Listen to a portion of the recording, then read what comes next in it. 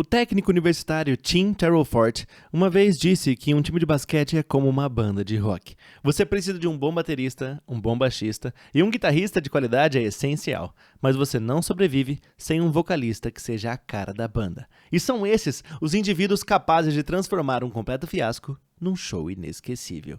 Então segure na mão da pessoa que está ao seu lado no metrô, no busão ou até mesmo na sua própria mão, caso você esteja ouvindo isso sozinho. E celebrem juntos, ou sozinho, porque o tema do programa dessa semana são performances individuais. Opa, com licença, fala do passado. E aí do futuro? Tudo certo? Tranquilo. Mas, pô, semana de mata-mata da Taça Guanabara da NBA, você vai falar de performances individuais e você ainda inventa um técnico que o nome é um trocadilho infame? As pessoas dão mais credibilidade se você coloca um trocadilho infame no meio, todo mundo sabe disso. E eu tô gravando na terça, eu nem sei o que aconteceu na copinha ainda. Se eu falar que um time vai ganhar, você vai falar que aconteceu o oposto. Mas aí você fica atrasado no conteúdo. Então vamos fazer assim? Eu vou falando aqui do meu tema e você vai me atualizando aí do que for acontecendo, pode ser? Pô, na moral, você é um gênio. Para, você que é. Foi o que eu disse. Ah, é. É o melhor basquete. Eu acho o Olivinha mais jogador. Lembrando que o melhor é sempre um termo muito relativo. É, mas quantas Taça Guanabara que ele tem?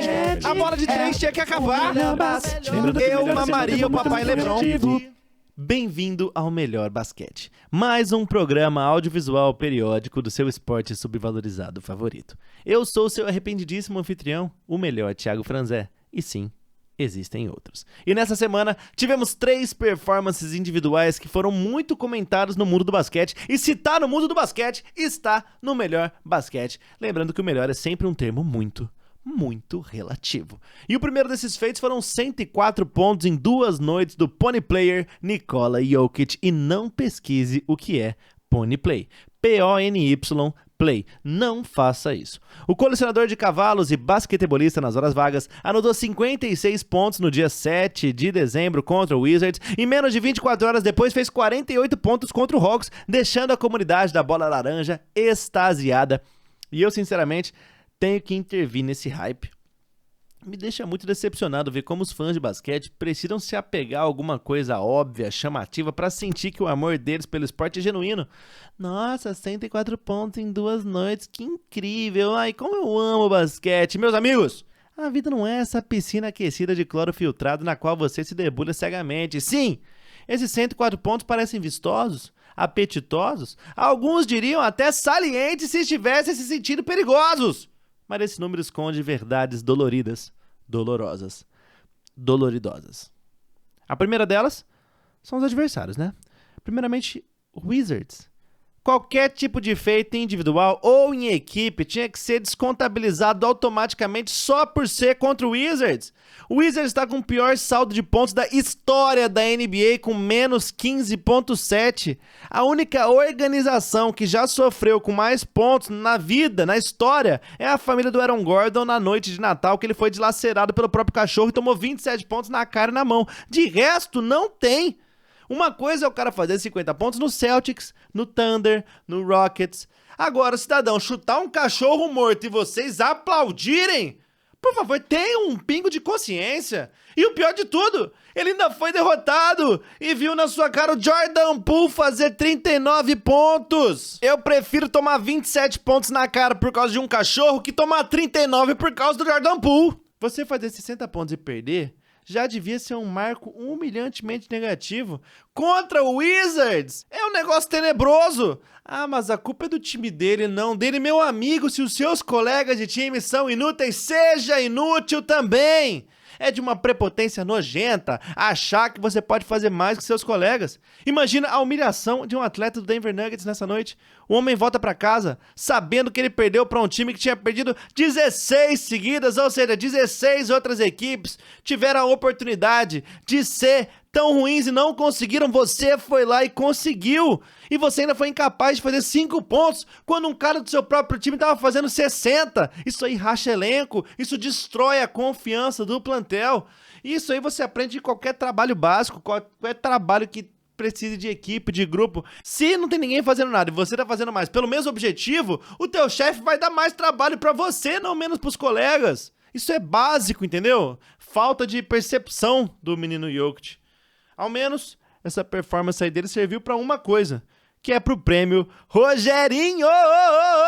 Você tem o dobro de esforço pra chegar no mesmo resultado do cara que não tem esforço nenhum. Numa das atuações mais sem sentido e sem resultado positivo que eu já presenciei, foram 56 pontos, 16 rebotes e 8 assistências para conseguir o mesmo resultado que os seus colegas de time, que não fizeram nada, perder pro Wizards. Que vergonha de você, Nikola Jokic. Enfim, pode vir buscar aqui o seu prêmio nos Motherfucking Audio Video Studios Corporation do Melhor Basquete, na Zona Leste de Santa Bárbara do Oeste. Opa, com licença. Ó, o Bucks ganhou, tá? Mas também, do Magic sem banqueiro e sem Franz Wagner, foi o quê? Uns 30, 40 pontos de vantagem? Então, foi 5. 5? Ai, Giannis.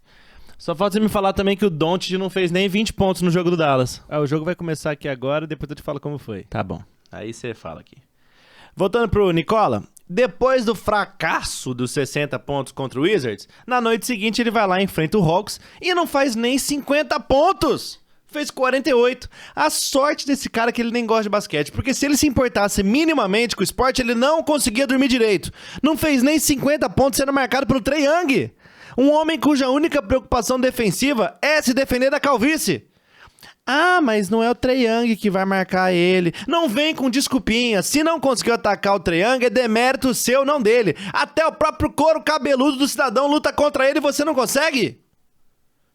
Ao menos eles acabaram vencendo esse jogo aí. Até porque o Hawks só ganha de time bom. Que por sorte do Denver não é o caso deles. E aí, sendo ruim, eles acabaram vencendo o Hawks. Mas se você ainda acha impressionante esses números aí do Jokic, então você tem que mamar o De'Aaron Fox de joelho no milho. Porque há menos de um mês atrás, ele fez 109 pontos 2 noites seguidas e não teve metade da repercussão do Pony Player. E se você acha que eu gosto do Fox, você não poderia estar mais enganado. Pra você ver como é um feito que qualquer um faz. O Fox, por exemplo, é um jogadorzinho que o único feito da vida dele foi um prêmio inventado pela NBA, o negócio do Clutch Player lá, porque ele faz ponto em final de jogo decisivo, mas é muito fácil pra ele, já que pro Kings, todo final de jogo é decisivo, até contra o Jazz eles conseguem ganhar de pouco. Aí eles inventam o time bom tá cagando, porque o Kings sabe que vai ganhar e joga de qualquer jeito, e no final do jogo fica pouco ponto. Aí qualquer ponto que ele faz, vira ponto decisivo, aí ganha esse prêmio aí, inventado, entendeu? E aí, aí vamos falar de playoff. Ele foi uma vez só na carreira pro playoff. Foi despachado pelo Warriors mais capenga da história. Ele não passou de fase nenhuma vez de playoff. Tá na NBA há um maior tempão já. Falam que ele é bom. E tem essa ilusão. E no ano passado, eles perderam no play-in pro Pelicans sem o Zion. Perder pros Pelicanos já é ridículo. Sem o Zion não faz sentido nenhum. E o cara que quer ser chamado de bom não é bom. E ainda acumulando fracassos, ele conseguiu um feito mais impactante que esses 104 pontos do Jokic. Ou seja, não é nada demais. Eu não sei como que sofrem tanto contra o Jokic. Então eu tô trazendo aqui soluções simples pra atrapalhar o jogo do Jokic. E eu não sei como todo mundo não faz isso, porque é fácil você criticar. Difícil é trazer soluções. Mas eu não. Eu critico e trago soluções. Muitas vezes criticar é já a solução, mas nesse caso não é. Porque a gente sabe que pra esse malemolente gênio sérvio do basquete, só tem uma coisa que importa na vida, que é cavalo. Então qualquer tipo de referência a cavalo é mais que suficiente para desequilibrar ele por completo. A gente pode ver isso em todo jogo que alguém chega mais firme nele. Ele perde a cabeça. Por quê? Porque tomou pancada? Não, ele é servo, ele tá acostumado a tomar pancada. Mas é porque chegar firme é o quê? Ser cavalo, não é? No esporte, quando alguém chega muito firme, pô, você tá sendo muito cavalo, para de ser cavalo, para de cavalar. Então, na hora ele remete ao animal e quando ele lembra que ele podia estar na fazendinha dele, dando cenoura pros pocotó, ao invés de estar numa quadra perdendo pro Wizards, ele se desespera na hora. Então aqui vai outras coisas aqui que eu acho que os times tinham que fazer. A primeira coisa, ligar pra ele antes do jogo. Tenho certeza que qualquer atleta da NBA consegue o telefone dele sem nenhuma dificuldade. Fala com um colega, não sei o que, e já chega ali no telefone dele. Aí você liga e pergunta, alô, é do pick and roll? Aí ele vai falar, pick and roll? Aí você vai falar, pega na minha rola e desliga. Ou qualquer outro trote. Ou trotar num geral, porque esse é um tipo de deslocamento muito popular entre equinos. Ele com certeza vai se lembrar dos seus amados pets e vai se desconcentrar da partida. Número 2, tatuagem de ferradura. Se eu sou um Gobert da vida, um Miles Turner, um desses jogadores que são falsos bons defensores e que são sempre completamente tirados pra cocô pelo Sérvio, eu tatuaria uma ferradura no braço ou na palma da mão, por exemplo, e ficaria exibindo pra ele ao longo do jogo. Era capaz de ele pedir pra sair no meio pra voltar direto pra fazendinha dele. Número 3. Essa eu não sei como é que não fazem, porque o sistema de som já tá pronto.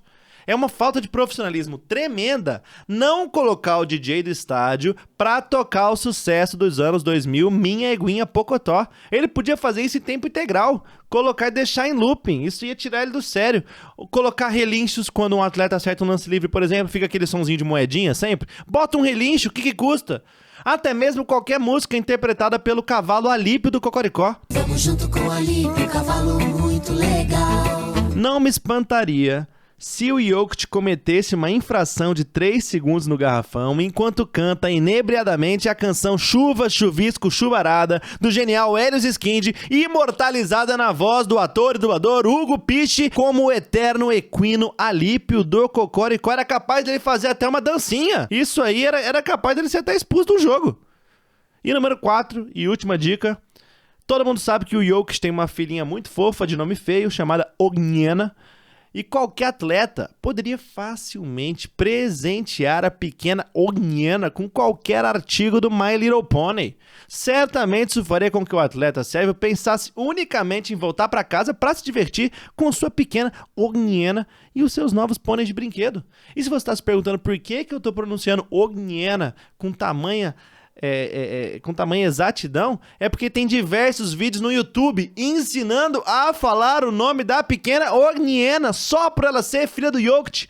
Olha como esse cidadão é prepotente, olha como ele atrai uma atenção totalmente desregrada pro nome dele. Quantos brasileiros por aí têm filhos com nome feio e não tem vídeo na internet ensinando a falar? Você por acaso viu um vídeo na internet pra aprender a falar Whindersson? Não viu, não precisa, você fala do jeito que você quiser porque é um nome bosta. Nome bosta não pode exigir que você saiba falar. Igual o Jokic exigiu lá, ele fala que ninguém sabe falar o nome dele, aí teve um repórter que chamou ele de Nicola. E aí ele olha com uma cara de, ele sabe meu nome. Não me importa, você tá em outro país, aceita que o seu nome não é aquele naquele país, cara. Que cara prepotente, vocês ficam aí batendo palma. Mas aí vamos perguntar, ou melhor então, por que o Jokic não joga mal contra o Mavericks? Já que o Mavericks é um cavalo, né? O símbolo é um cavalo, o mascote é um cavalo. É porque aí a ferida é mais embaixo, né? Ele sempre desempenha contra a equipe de Dallas porque ele almeja essa contratação. Só de ver o mascote do Dallas, ele já fica de pipi durinho. Só de pensar um dia fazer parte dessa franquia. Até porque, além dos cavalos estampados na camisa, no estádio e tudo, ele ainda tem o seu amigo escandinavo e também suposto jogador de basquete, Luka Doncic. Só que ao contrário do Jokic, que pratica o basquete muito vencedor e pouquíssimo inspirado, já que ele tem uma paixão muito maior que o basquete, que é cavalo, o Luka, ele pratica um basquete apaixonado, muito inspirado e igualmente perdedor. Como todo apaixonado, né? Porque se você ama o seu jogo, você não pode ter sorte no jogo, já que você já tem sorte no amor. Todo grande atleta sabe disso e por isso ama algo mais que o basquete. Assim ele joga basquete muito mais solto, muito mais desapegado com a vitória e assim consegue resultados muito mais vitoriosos, né? É uma relação muito, muito óbvia. Eu não sei como é que o Luka não percebeu isso ainda. E antes de falar então, encerrando essa parte do Jokic, já falei muito desse cidadão fora de forma. Antes de falar do segundo grande feito individual da semana, uma palavrinha dos nossos patrocinadores. Você não sabe o que comprar de presente de Natal para sua filha? Hoje em dia tá tão difícil saber o que as nossas meninas querem.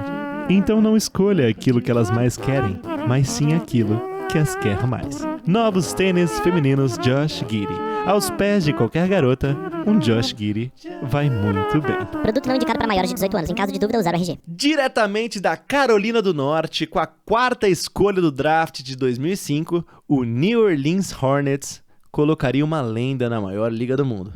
Cristiano Paulo, o Point God. CP3, Chris Paul, o segundo melhor. Sempre.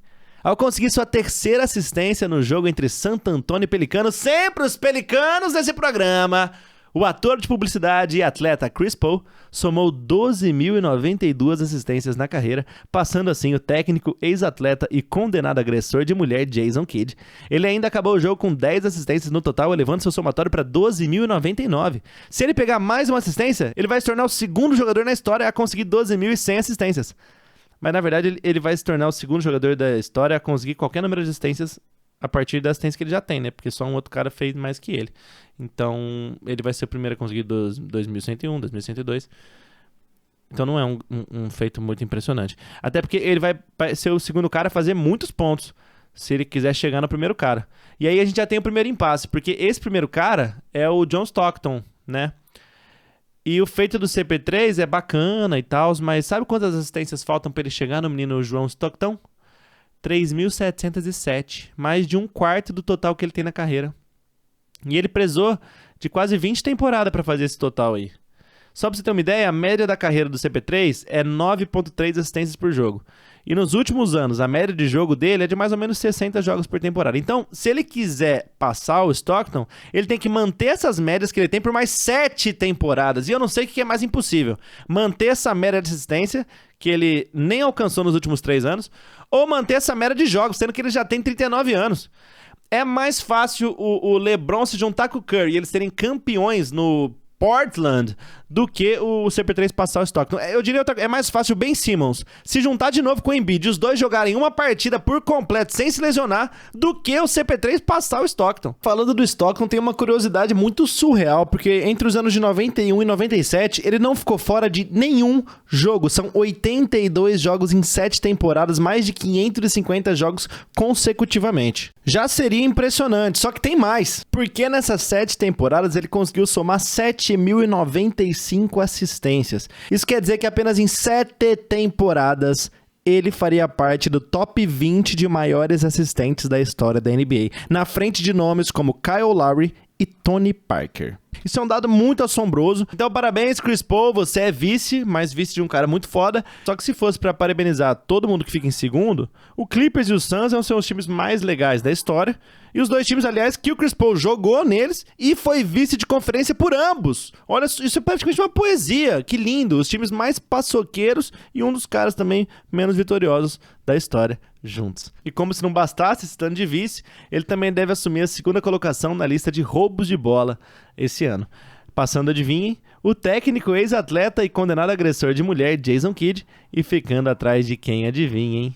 Exatamente, John the fucking Stockton. E novamente por uma margem indecente, o CP3 tem 2.648 roubos, o Jason Kidd tem 2.684, 36 a mais.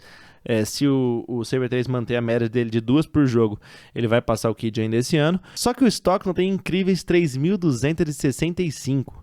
Ou seja, quando o CP3 passar o menino criança, vão faltar ainda 580 roubos. Com a média de 2 por jogo, ele vai ter que manter essa média por mais 5 temporadas para passar o lendário armador de Jazz. Logo, isso também não vai acontecer. Então, parabéns, Chris Paul. Além de nunca ter ido para a final da NBA, ter 2 vice de conferência, você também vai se aposentar como o maior vice-assistente e o vice-maior ladrão. Assim que você se aposentar, você vai levar o prêmio Rogerinho de Carreira. A carreira com maior esforço para nunca ganhar nada que eu já vi. Ao menos você foi eleito pelos nossos internautas lá no Instagram do Melhor Basquete como o jogador virgem de títulos para quem mais pessoas dariam um anel. Então, parabéns. E para você que não segue as redes sociais nossas, o melhor basquete no Instagram e no TikTok, lá a gente posta conteúdo diário, igualmente desnecessário e desinteressante até, você não pode perder. E se coubesse aos seguidores das nossas redes sociais, você seria campeão. Mas infelizmente, isso só depende do desempenho do seu time em quadra e não tem nada pior na vida do que depender de si mesmo, principalmente se você é o Chris Paul. Ou pior, o joelho do Zion, ou pior, qualquer parte do corpo do Gordon Hayward. Opa, com licença, vai, fala. Então, o Dallas perdeu mesmo. Beleza, isso aí era pra ser normal, né? É bom saber que o OKC não paçocou contra eles que nem no playoff da temporada passada. 16 pontos. Oi? O Lucas só fez 16 pontos. Meu Deus. É por isso que eu falo, Luka Doncic, enquanto você só pensar em basquete, você nunca vai ter sucesso. pode ver, ó, Jokic e cavalos, o Jordan e os tênis, o Magic e a AIDS, o Kawhi e garantir que ninguém descubra que ele é um robô. É de lei isso. Ah, mas e o Kevin Durant? Falar merda na internet. E o Kyrie? Falar merda na internet. E o Shaq? Falar merda na TV e na internet. Tá, beleza, falou aí dos caras. Mas e a terceira performance da semana, então? Vai. Essa, finalmente agora se agregou com o programa. Porque aí sim, a única performance individual, feito individual dessa semana que eu acho memorável de verdade é o fato do ex-atleta podcaster Paul George ter completado 16 episódios do seu podcast P com Paul George ao receber Jamal Crawford no programa dessa segunda-feira. Mas apesar de só lançar um episódio por semana, ele já tem mais episódios publicados que partidas jogadas na temporada. São apenas 12 disputadas, 15 contando a pré-temporada. Assim ele foge dessa norma de atleta podcaster, que a gente tá cansado de ver. Todo mundo é atleta podcaster. O Draymond Green é atleta podcaster, não sei quem é atleta podcaster, Josh Hart é atleta podcaster. Mas o Paulo Jorge conseguiu. Ele se tornou o primeiro ex-atleta podcaster e oficialmente podcaster atleta da liga. Parabéns, Paulo Jorge, e que essa conquista sirva de inspiração para tantos ex-atletas que estão ainda em atividade. Logo eu tenho certeza que você vai motivar o seu colega de equipe Embiid, e ele também, que está com tanto tempo livre aí, ele pode ser um excelente, imagina, o Embiid, ele deve ter muita história para contar, ele pode ser um excelente podcaster atleta. E eu também, já chegando junto nessa proposta do podcast do Embidão, já chego com nomes, porque uma coisa é você motivar, outra coisa é você agregar, né, melhorar a ideia. Então eu trago nomes excelentes possíveis para esse podcast. O primeiro nome, não pode jogar, mas pode falar. Obviamente pode, sem o E, né? Pode de podcast, vai ficar, um trocadilho genial. E tem tudo a ver com o Embiid, né? Um cara que é falador, gosta de reclamar com os árbitros e tal, mas jogar ele infelizmente não é capaz. Então acho que traz super uma coisa pessoal, assim, pro nome do podcast. O segundo, esse é um pouco mais ousado. Embidê, uma conversa privada. Aí são os convidados com ele presos no banheiro, né? Ele vai falar em cima de um bidê e o colega que vai trocar ideia com ele vai falar em cima de uma privada. Eu acho que é uma ideia ousada, né? Vai criar uma coisa mais intimista ali. E é o ambiente que o Embiid mais domina, né? Porque a gente sabe que tem um cara que se borra nas calças só de ver um jogo decisivo. É o Embiid, então ele vai estar em casa ali. Ele vai poder falar muito mais solto. Acho que ia ser uma ideia super, super irreverente, assim. Inovadora até. E o terceiro é Embiidman. Já que a gente tem impeachment, né? Que é algo que te impede de governar. O Embiidman te impede de jogar, mas nunca de falar. Então, assim, ele pode chamar apenas atletas que estão lesionados, que não podem jogar, né? Você sofreu o Embiidman, você não pode jogar, mas você pode vir aqui falar comigo, e acho que ia ser uma ideia super interessante, super bacana também. Fica aí essas ideias pro Embidão. Opa, com licença. Você vai falar isso sempre que você for me interromper? É pro público entender que sou eu do futuro e não você do passado falando qualquer outra coisa. Tá, o que foi? É que aqui é quinta-feira já, né? Tô editando aqui pra postar. Só pra agregar que na segunda rodada da Taça Guanabara da NBA, o Hawks venceu o Knicks em Nova York. Tá plenamente normal, esperado isso, né? O Trae Young em Nova York a gente já viu diversas vezes, ainda mais o Towns em jogo decisivo também já viu muitas vezes. É uma solução ali, um combinado que é fadado à vitória do Hawks mesmo. E o Knicks é um time bom, né? É um time relativamente bom. Então, também outro fato que favorece muito a vitória do Hawks, já que eles só ganham de time bom. E que mais? E o Houston venceu o Golden State por 1 ponto, quebrando a sequência de 15 vitórias seguidas que o Warriors tinha nesse confronto. Só que foi roubado, né? O juizão no final achou uma falta inexistente lá pro Houston. E fez certo. Eu não vi o lance, mas um time, ainda, né, porque eu tô no passado, mas um time paneleiro desse, que nem o Golden State, tem que roubar contra mesmo, tem que roubar muito. Era pra roubar até uns 2 títulos deles, porque aquele time deles lá com o Kevin Durant, aquilo lá era pra ser contra as regras do esporte. Então, muito bem, parabéns aí pro juizão que fez tá corrigindo, né, esse fato histórico aí. E como que ficou, então, a semifinal da Taça Guanabara? Os 2 jogos são no sábado, tudo em Las Vegas. 6h30 a gente tem o Thunder enfrentando o Rockets, repetindo o jogaço que rolou semana passada. E aí, 10h30, Bucks e Hawks. Coisa linda. Então eu tô cravando aqui já Thunder e Hawks na final da Taça Guanabara. Fácil assim? Fácil assim, porque ó, seguindo a lei do craque, só tem 2 caras desses times aí que podem ser campeões, que se qualificam. O Shea, que se preocupa muito mais com a moda do que com basquete, e o Trae Young, que tem a luta contra a calvície como uma coisa muito mais marcante na sua vida do que de fato o esporte que ele pratica. Então só um desses 2 pode ser campeão, na minha visão. Ah, mas e o Giannis? Ele é craque, ué. O que ele tem? Aí pode acabar o programa. O que foi? Quer falar que o Giannis é craque? Ó os caras que eu falei, você vem com o Giannis? Ué, 2 vezes MVP? Não. Encerra aí pra mim que... Giannis... Essa foi demais, não, valeu. Não, mas só ele, o Jordan e o Hakim foram MVP e jogador defensor do ano no mesmo ano. Eu fui, valeu. Campeão, MVP do All-Star Game. O cara corre, pula e enterra. Ah, vai tomar no cu, velho. Olha as médias dele essa temporada. Não, sai pra mim, velho. Alô? Do passado? Foi embora mesmo. Puta merda, cara. Tá bom, então vou seguir aqui então. O melhor do futuro aqui, galera. Tamo junto. Vou ler as perguntas então dos internautas dessa semana. A primeira pergunta é a que ficou faltando da semana passada, do Wallace Ricardo, nosso craque do Instagram, o maior fã dos cocós do Hawks que tem nesse Brasil. E a pergunta que ele fez foi na semana passada, e esse moleque, ele é meio Nostradamus, ou é só muito clubista e pouco realista. Porque a pergunta dele foi a seguinte: qual a importância da Copa NBA? Já podemos dizer que é um sucesso? Em homenagem ao futuro título do Hawks. E quando ele fez essa pergunta, o Hawks não tinha nem se classificado em primeiro do grupo ainda. E agora o Hawks tá lá na semifinal da Taça Guanabara da NBA.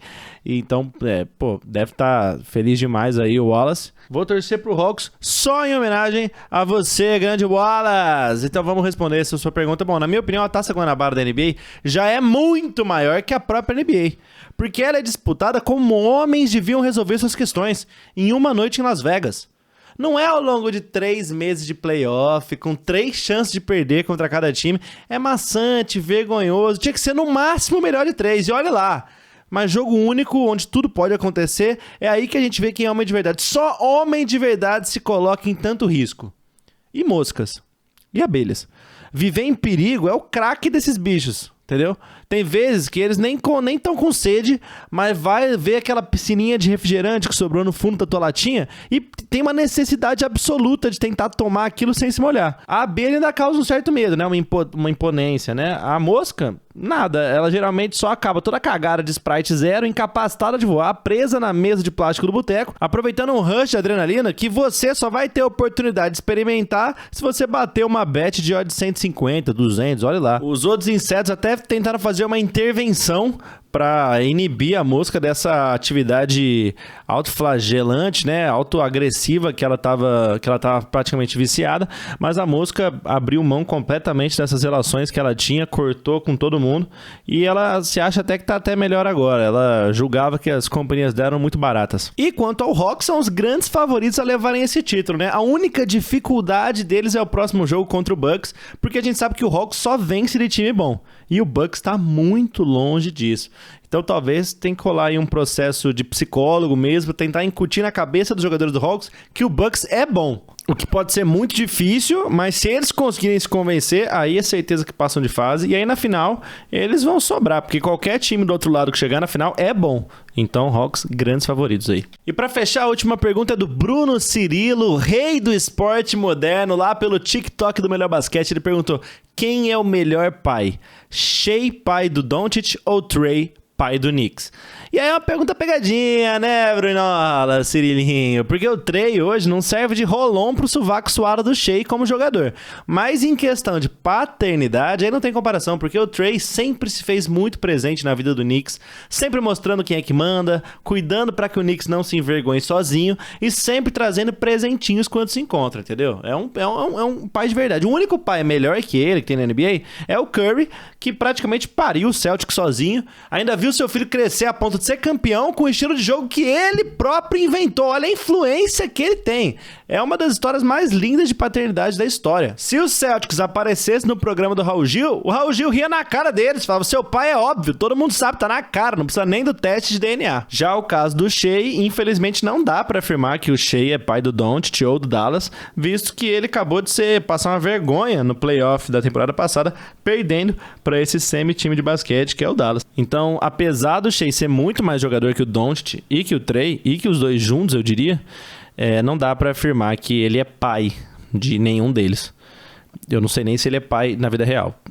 Também não vou fazer essa pesquisa. Então tá respondidas as perguntas. Pra você aí de casa que quer participar, quer enviar sua pergunta, é só ir lá ou no nosso Instagram, no nosso TikTok. Pode fazer qualquer pergunta. Tenho certeza que a nossa equipe vai receber você super bem. Até porque a nossa equipe sou eu e eu posso garantir isso. E como nossa equipe, eu também posso e tenho o poder de afirmar que o programa de hoje acaba aqui. Esse foi o Melhor Basquete, mais um programa audiovisual periódico do seu esporte subvalorizado favorito. Obrigado para você que ouviu. Envie para os amigos que você acha que podem gostar. Envie também para os amigos que você acha que podem não gostar, porque ele vai clicar só, vai ver 1 minuto, mas já vai valer para mim como uma visualização. Como o último programa só teve 9, qualquer uma já é mais que 10%, né? Então faz esse favor aí para nós.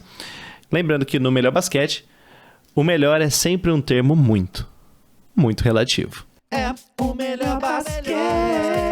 Eu acho o Olivinha mais jogador. Lembrando que o melhor é sempre um termo muito, muito relativo.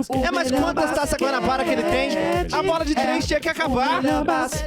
Eu mamaria o papai Lebron.